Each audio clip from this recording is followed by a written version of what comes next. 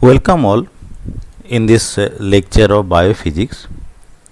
In this particular lecture, we will discuss about the size and number of different types of macromolecules as well as small molecules and ions that constitute the part of the cells. So, this particular content of the lecture is from the textbook Physical Biology of the Cell by Rob Phillips. In this lecture, we will consider first an E. coli cell, then we will go to the yeast cell. So, let us start from the E. coli cell.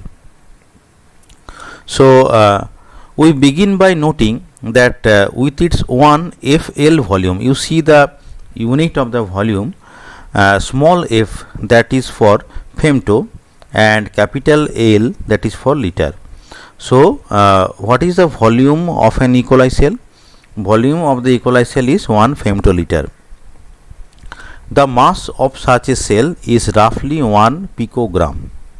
So, this is the volume and this is the mass, and you have to carefully note these values because later on we will repeatedly use this information. And here one thing to note, that here we are not discussing about the measurement process, that is how we have determined the volume or how we have determined the mass. We are just using their typical values in this particular lecture. Now, where we have assumed that the density of the cell is that of water, that is 1 gram per ml. This is an assumption, but actually this is not the exactly true, but this is an assumption, and this particular formula or this particular value is used to rough calculation of different types of macromolecules. Measurements reveal that the dry weight of the cell is roughly 30% of its total, and half of that mass is protein. So, carefully read or listen that sentence, that is dry weight of the cell. If you take the dry weight of the cell, so dry weight of the cell is roughly 30% of the total weight. 30% of its total weight is the dry weight, and half of that mass, that is half of that particular weight, is the mass of the protein. Now, you see, that is what is the mass of the E. coli cell, that is 1 picogram. Now, 30% will be dry weight. So, if 30% is dry weight, so 0.30 picogram will be its dry weight. So, what will be the total protein mass? Half of that, that is 0.15 picogram. So, this is the mass of the protein, and you carefully note this value because later on again we use this particular value. Now, you see, that is we can also estimate the number of carbon atoms in a bacterium by considering the chemical composition of the macromolecules of the cell. This implies that roughly half the dry mass comes from the carbon content of these cells, and a figure that reveals of the order of 10 to the power 10 carbon atoms per cell. So, this is a rough estimate of the carbon atom, that is 10 to the power 10 carbon atoms per cell. Now, as a first step revealing the extent of crowding within a bacterium, we can estimate the number of proteins by assuming an average protein of 300 amino acids. Now, our task is to find the number of proteins in a cell. So, for this purpose we need an assumption. This assumption is that an average protein contains 300 amino acids. We know that proteins are composed of amino acids. So, an average protein has 300 amino acids. with each amino acids having a characteristic mass of 100 Dalton. Now here one thing to note, that is these dimensions. For example, previously we have used PG, picogram. Picogram means, pico means 10 to the power minus 12. Femto means 10 to the power minus 15. So here you note the unit of Dalton. So let us discuss about what is Dalton. The Dalton or unified atomic mass unit is a unit of mass widely used in physics and chemistry. It is defined as 1/12 of the mass of an unbound neutral atom of carbon 12 in its nuclear and electronic ground state and at rest. So carbon should be in ground state and at rest, and it should be unbound. Then 1/12 of the mass of the C12 will be the 1 Dalton. So the atomic mass constant denoted mu is defined identically, that is mu is equal to m into 12c by 12 is equal to 1 Dalton. So atomic mass unit is equal to 1 Dalton. A unit Dalton is also approximately numerically equal to the molar mass of the same expressed in gram, that is 1 Dalton is equal to 1 gram per mole. So this is what about the unit of Dalton. These assumptions are further examined in the problems at the end of this chapter. So I request the viewers to go through this textbook and solve the problems that are given at the end of the chapter. Then this idea will be more clear to you. Using these rules of thumb, we find that the mean protein has a mass of 30,000 Dalton. So carefully look at this information, that is a mean protein has a mass 30,000 Dalton. Why? Because it contains a protein contains 300 amino acid, and each amino acid has a mass of 100 Dalton. So what will be the mass of the protein? 300 into 100, that is 30,000 Dalton. Now there is a conversion from Dalton to gram. So 1 Dalton is almost equal to 1.6 into 10 to the power minus 24 gram. We have that our typical protein a mass of 5 into 10 to the power minus 20 gram. So just you multiply this factor, that is 1.6 into 10 to the power minus 24 with 30,000, then you will get this particular value, that is the mass of the protein is 5 into 10 to the power minus 20 gram. Now you see that in the beginning of the lecture we have estimated the total protein mass in a cell. So what was the total protein mass? You see the total protein mass is 0.15 picogram. So this is total protein mass. So 0.15 picogram is equal to 15 into 10 to the power minus 14 gram, equivalent to, and mass per protein that we have right now estimated, that is 5 into 10 to the power minus 20 gram. So what will be the number of proteins? That is ratio of these two factors. So that will give you 3 into 10 to the power 6. So one thing to note, that this is a rough estimate only. So to get an idea, that is how much proteins are there in a cell, so we have shown a rough estimate. If we invoke the rough estimate that 1/3 of the proteins coded for in a typical genome correspond to membrane proteins, this implies that the number of cytoplasmic proteins is of the order of 2 into 10 to the power 6, and the number of membrane proteins is 10 to the power 6. That means this total number of proteins is divided into two parts. The first part is the membrane protein, and the second part is the cytoplasmic protein. So if the total number of proteins is 3 into 10 to the power 6, then 1/3 of it, that is only 10 to the power 6 will be the number of membrane protein, and 2/3 of it, that is 2 into 10 to the power 6 will be the number of cytoplasmic protein. Now next what we will discuss, that is another interesting thing. So another interesting use of this estimate is to get a rough impression of the number of ribosomes, the cellular machines that synthesize protein. So what are ribosomes?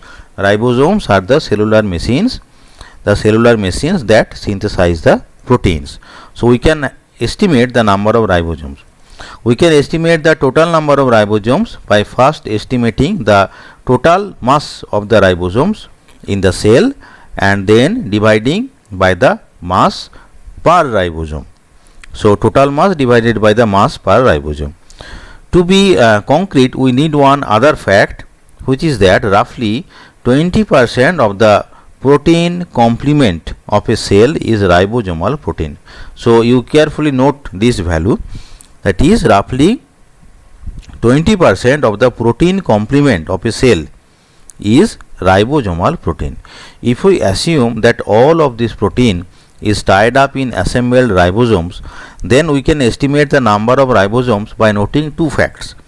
The first fact is that the mass of an individual ribosome is roughly 2.5 megadalton.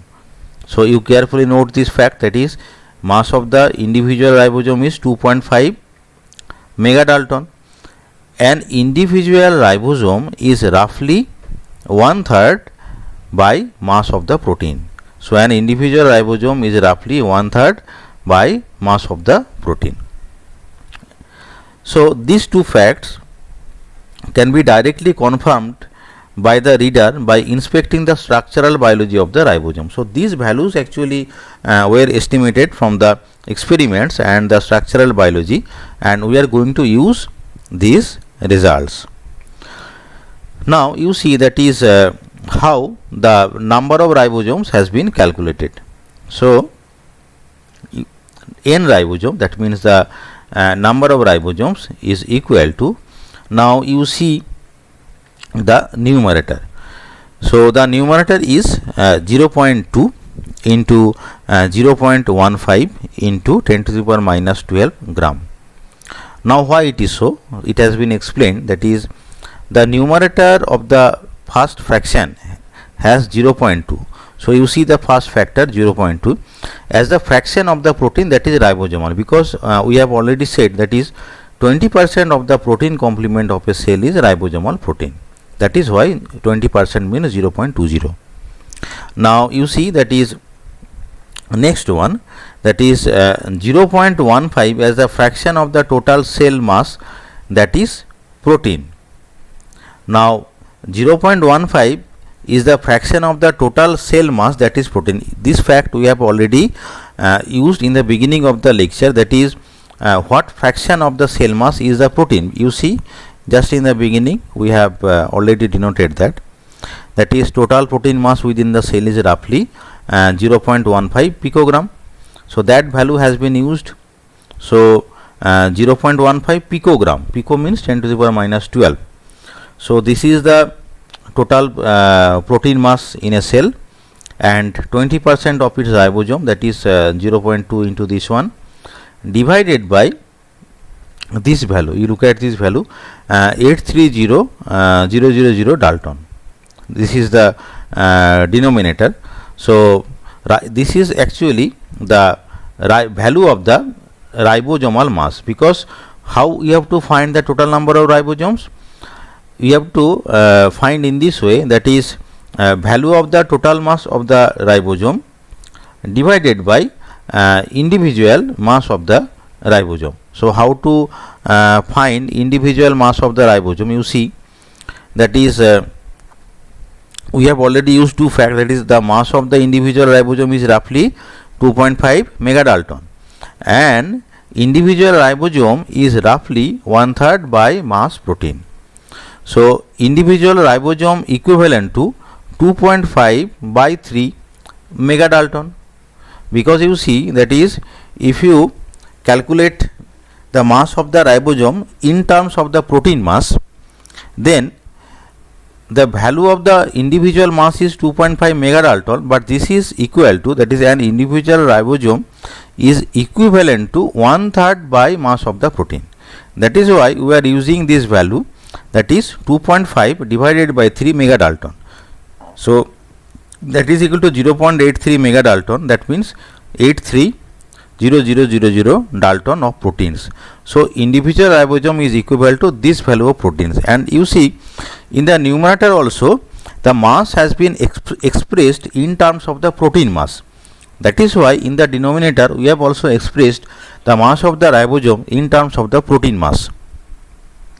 So both factor is same, and later, that is for conversion of this Dalton to gram unit, we have used this factor, that is 1 Dalton divided by 1.6 into 10 to the power minus 24 gram, so that this Dalton cancels out. So ultimately we have obtained, that is n ribosome is equal to 20,000 ribosomes. So in this way you have to calculate the value of the number of the ribosomes.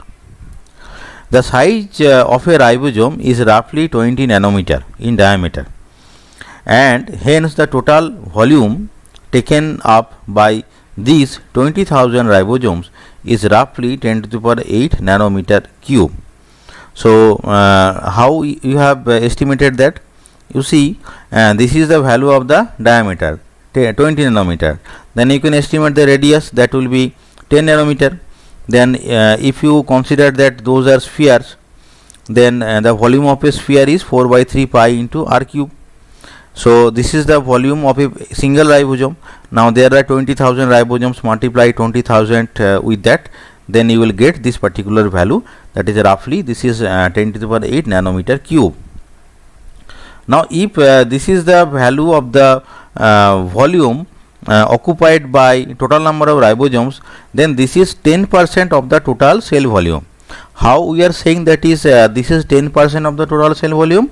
Because we have already informed you, that is the cell volume is 1 FL, femtoliter. So from that value we can say that is the ribosomes volume of the ribosomes is 10% of the total cell volume. Idealizing an E. coli cell as a cube, sphere or spherocylinder yields that the surface area of such cells is equal to almost 6 micrometer square. So you can consider E. coli cell as different shapes, but whatever be the shape, the roughly the value of the surface area will be 6 micrometer square. This is a rough estimate. This number may be used in turn to estimate the number of lipid molecules associated with the inner and outer membranes of these cells as n lipid. So right now what we are going to estimate is the number of lipid molecules. So for that purpose we are using a particular formula. So you see the formula, that is n lipid. N lipid is equal to 4 into 0.5 into area of the E. coli cell, that we have assumed 6 micrometer square, divided by the area of the lipid, area of a single lipid. Now you see that there is a factor 4 in the numerator. This particular factor comes from the fact that the inner and the outer membranes are each bilayers. So there are inner and outer membranes, means 2 into 2 layers, that is total 4 layers, implying that the lipids effectively cover the surface area 4 times. A lipid bilayer consists of 2 sheets of lipids with their tailing points toward each other. Now you see the second factor, that is 0.5. The factor of 0.5 is based on the crude estimate that roughly half of the surface area is covered by membrane proteins rather than lipids themselves. That is, although we are considering a surface area that is composed of lipids, but actual fact is that this particular in this particular surface area, half of the area is covered by the lipids. That is why we have used a factor of half, that is 0.5. Now now one ratio is there, that is area of the E. coli divided by area of a lipid. Now again we will use an particular estimate of area per lipid, so that is 0.5 nanometer square. So these values are actually experimentally measured, and this is a rough estimate. So area of the lipid we have used 0.5 nanometer square, area of the E. coli, and that is we have used this value 6 micrometer square. Then you will obtain the number of lipid is almost 2 into 10 to the power 7. So this is the number of lipid molecules. Now we will estimate the number of water molecules. In terms of sheer numbers, water molecules are by far the majority constituent of the cellular interior. So we know that the cells are mostly composed by water, and to estimate the number of water molecules we exploit the fact that roughly 70% of the cellular mass is water. This is a rough estimate, but this is true. This is experimentally measured, but it is not exactly 70%, but this is a rough estimation. As a result, the total mass of water is 0.7 picogram, because you see we know the total cellular mass. We have already estimated that total cellular mass. So that is of the order of picogram. Now if 70% is cellular mass, then 0.7 picogram will be the total mass of the water. So if the 0.7 picogram is the total mass of the water, then from the Avogadro's formula we can calculate the total number of water molecules, because in one the molecular weight of the water is 18 gram. So 18 gram will contain Avogadro number of molecules. So we can use this particular formula to calculate the number of water molecules. This is the total mass of the water molecules into Avogadro number divided by the molecular weight, that is 18 gram per mole. So this will give you 2 into 10 to the power 10 water molecules. It is also of great interest to gain an impression of the content of the inorganic ions in a typical bacterial cell. To that end, we assume that a typical concentration of positively charged ions such as K plus is 100 millimole. So this particular information will give you the number of ions. So number of ions, so you see this factor, that is 100 millimole. So 100 millimole will be per liter. So you see that is 100 millimole, we have used 100 millimole, and this is per liter. So here we use the fact that is 1 liter is equal to 10 to the power 15 micrometer cube. That is why in the, as it is per liter, that is in the denominator, and there is 10 to the power 15 micrometer cube.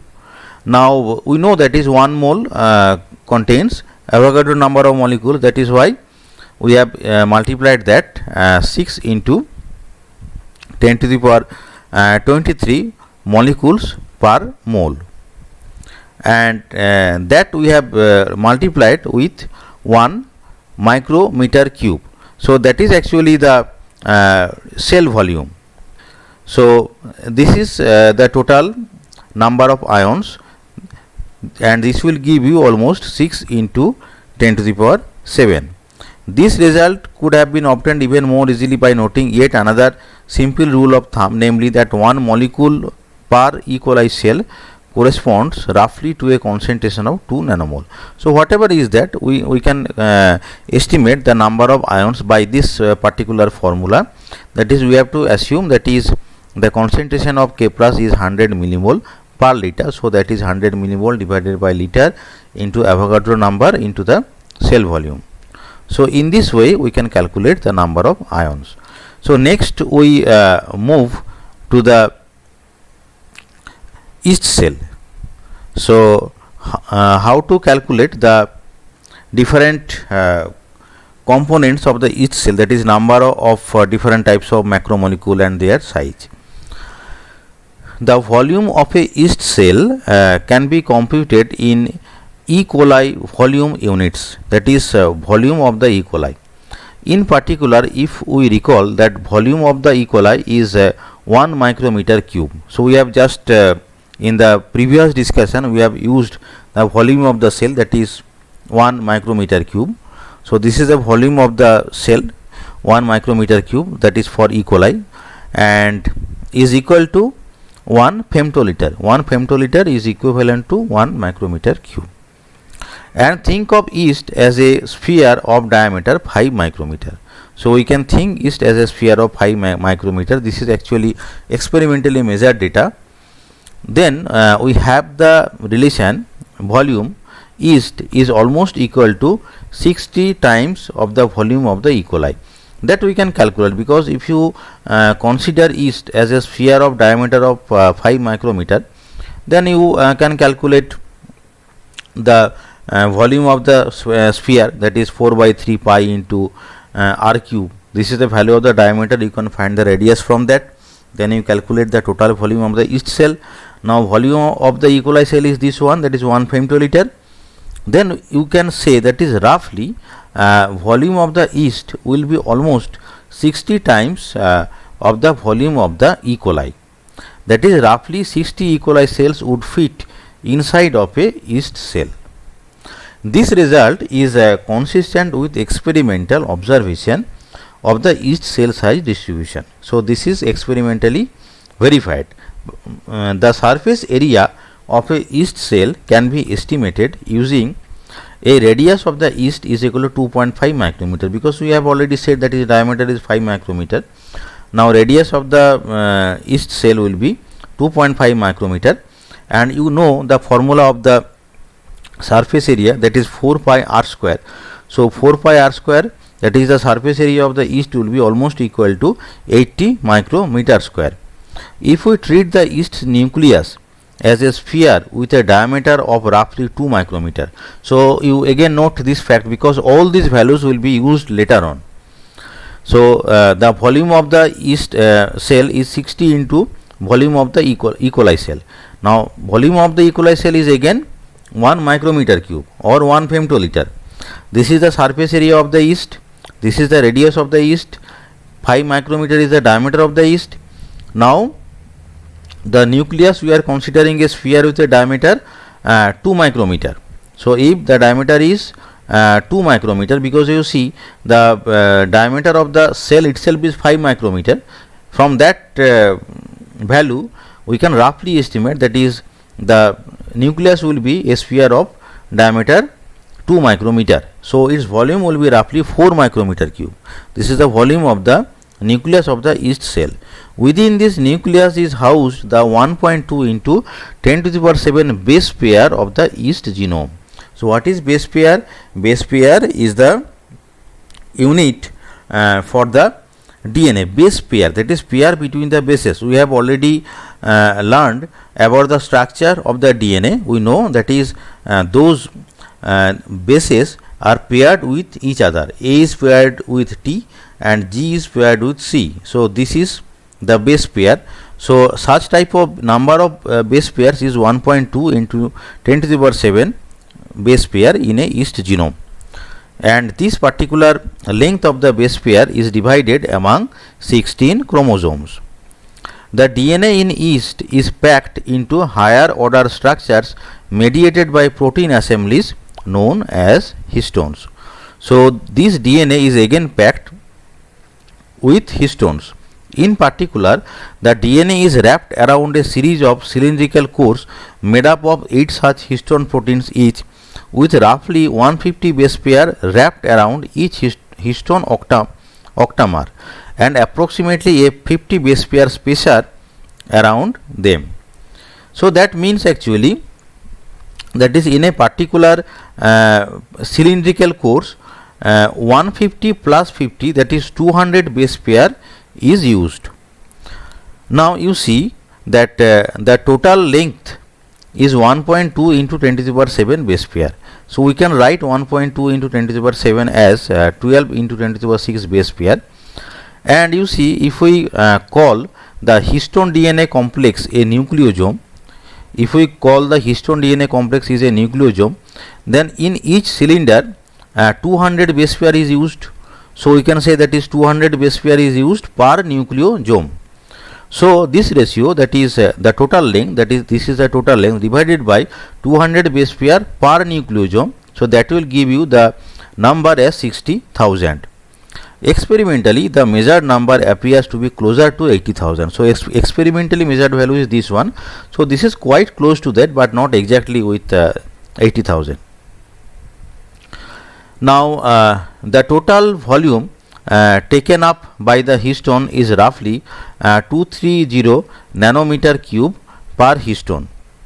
Thinking of each histone octamer as a cylindrical disc of radius 3.5 nanometer and a height of 6 nanometer. From that value we can say that is total volume taken by the histone is roughly 230 nanometer cube, resulting in a total volume of 14 into 10 to the power 6 nanometer cube taken up by the histones, because we have already estimated the number of histones. So from that data we can say that is the total volume will be 14 into 10 to the power 6 nanometer cube taken up by the histones. The volume taken up by the genome itself is comparable at 1.2 into 10 to the power 7 nanometer cube. So genome occupies a volume of 1.2 into 10 to the power 7 nanometer cube. Why it is so? Because you see, we have used the rule of thumb that the volume per base pair is 1 nanometer cube, as it has 1.2 into 10 to the power 7 base pair and each base pair occupies a volume of 1 nanometer cube. That is, this volume will be occupied by the total genome and this particular volume will be occupied by the histones. The packing fraction, we will defining this quantity as the ratio of the volume taken up by the genome to the volume of the nucleus.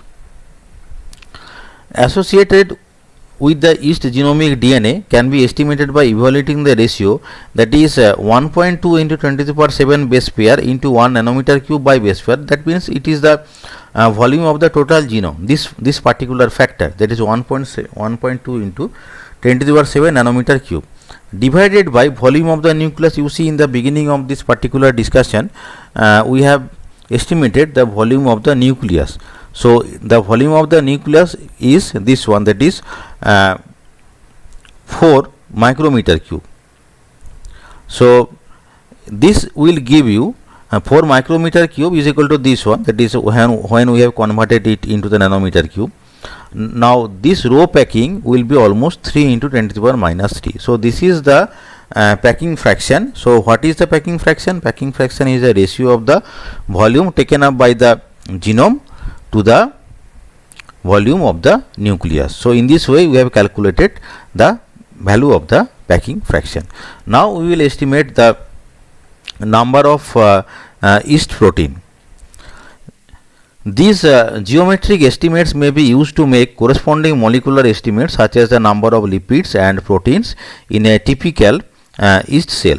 The number of proteins can be estimated in several ways.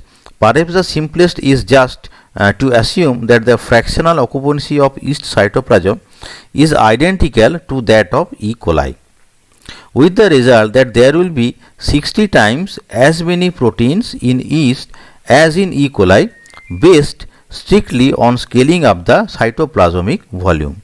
Because we have already estimated in the beginning of the lecture, that is the volume of the yeast cell will be 60 times of that of the E. coli. This simple estimate is obtained by assuming that the composition of the yeast interior is more or less the same as that of an E. coli cell. This strategy results in, that is, number of the yeast proteins will be just 60 times of the number of E. coli protein. Now in the previous discussion we have already estimated the number of E. coli protein. So just multiply 60 with that. So that will give you the number of yeast protein. The number of lipids associated with the plasma membrane of the yeast cell can be obtained as by this formula, that is 2 into 0.5 into A yeast by A lipid. That is almost same formula that we have used in case of E. coli cell, but one difference is there. You see, there is a factor 2 instead of 4, where the factor 0.5 is based on the idea that roughly half of the surface area is covered by the membrane proteins rather than lipids themselves. That is same thing that we have used earlier. And the factor 2 accounts for the fact that the membrane is a bilayer. Here there is a difference, that is the membrane is a bilayer. So there are no inner and outer membrane, so that is why the factor is 2 here. And in the beginning of the lecture we have already estimated the value of the A yeast and the value of the A lipid is almost 0.5 nanometer square. We have already used this value in the earlier cases. So A yeast we have already estimated in the beginning of this particular lecture. You see that is area of the yeast is 80 micrometer square. So from that data we have estimated the number of the N lipid is 2 into 10 to the power 8. This would be contrasted with the situation in E. coli, which has a double membrane surrounding the cytoplasm. So in E. coli there is a double membrane surrounding the cytoplasm, but in yeast there is a single membrane. Another thing is that another interesting estimate suggested is associated with the organelle content of these cells. In particular, we will focus on the mitochondria. And there is a picture. I will show you the picture of the mitochondria. This is the picture of the mitochondria. This is figure C. Confocal microscopy images of the mitochondria of S. cerevisiae under different growth conditions, that is in glucose medium and glycerol medium. This is the picture of the mitochondria.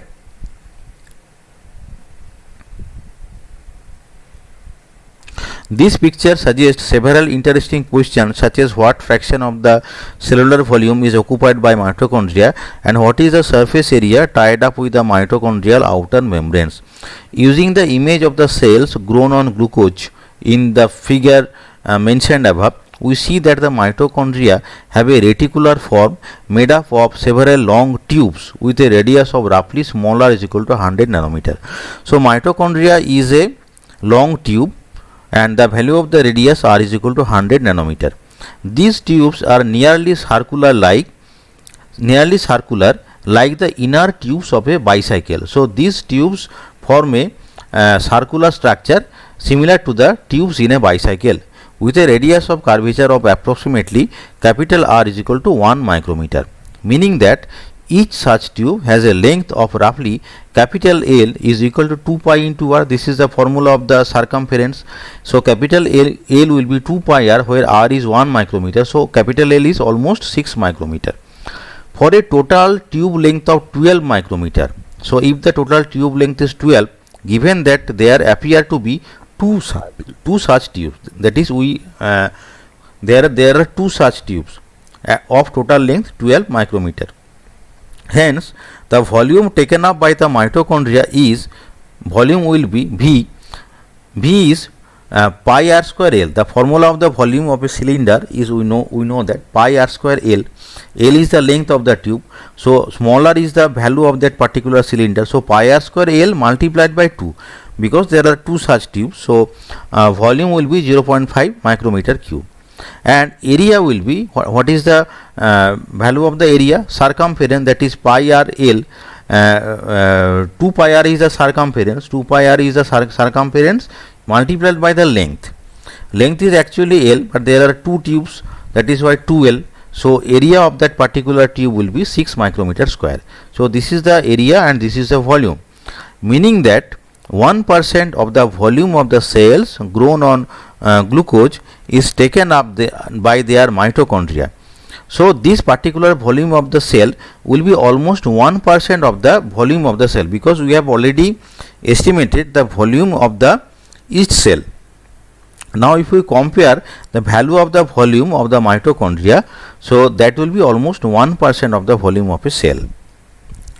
And this is the value of the area. Again we have calculated the area of the yeast. So that will be area of the mitochondria will be 10% of the total plasma membrane area.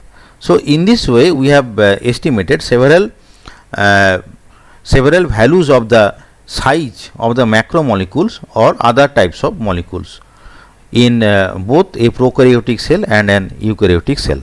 I hope you have understood this lecture. I have already said that the content of the lecture is from the textbook of Rob Phillips. The name of the textbook is Physical Biology of the Cell. For further understanding, I request the viewers to go through that textbook, and I thank you for listening this lecture.